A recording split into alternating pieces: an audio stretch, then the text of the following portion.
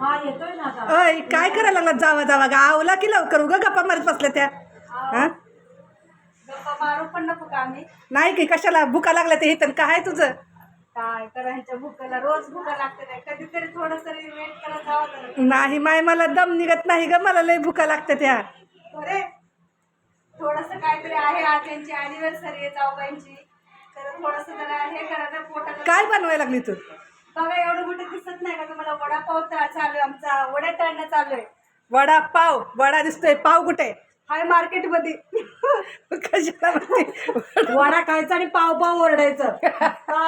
वडापावाचं ओरडायचं. मी एक गाणं म्हणू का म्हणा म्हणा.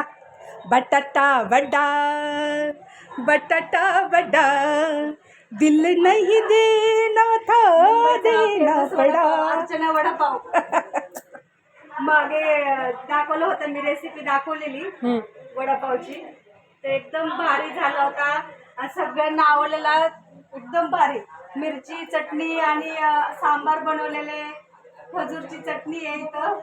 पण बर्फ निघते त्या अगोदर बनवून ठेवली ती फ्रीज मध्ये त्याच्यामुळे ती तशी दिसते. आणि इकडं मस्त अशी चटणी पण बनवलेली. या मंडळी वडापाव खायला.